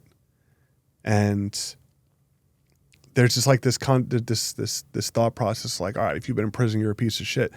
The overwhelming majority of people that I met in prison are pieces of shit and that deserve to be there. But like I said, I can't look at a guy that's my age who's all tatted up, and I can't think of him as a piece of shit because he got involved in the gangs and he got caught selling drugs and he robbed another gang member. I said, maybe if this dude just had a dad reading him a book at night saying, I love you. Maybe if he had a mom that fed him a bottle and gave him attention and nurtured him, maybe he wouldn't be in this situation. But when you force a kid to grow up on his own, or his uncles have to raise him and they're all in the street life, can we really be mad at this person because he fell into this? And then by that point, it's too late. That's why people always want to say, like, I'm trying to get into the youth's head. Like this is not, this doesn't end well. You either end up dead or in jail for the rest of your life. Are you happy with your decision to become a correctional officer? Mm-hmm. Yeah. I don't, like I said, I don't mind the job at all. There's obviously things I don't like about it. There's things I would change, but I'm not obligated to go there any day. I could punch out one day and never come back. I don't have to be there. But I don't think it's like one of those things like I'm serving my community and all that. I think about what it offers my family. I think about, I have a recession-proof job. I have guaranteed benefits. And, you know, as you get older, like, you have to think about that type of stuff. And if I would have never moved to Arizona, then I don't meet my wife, Raquel.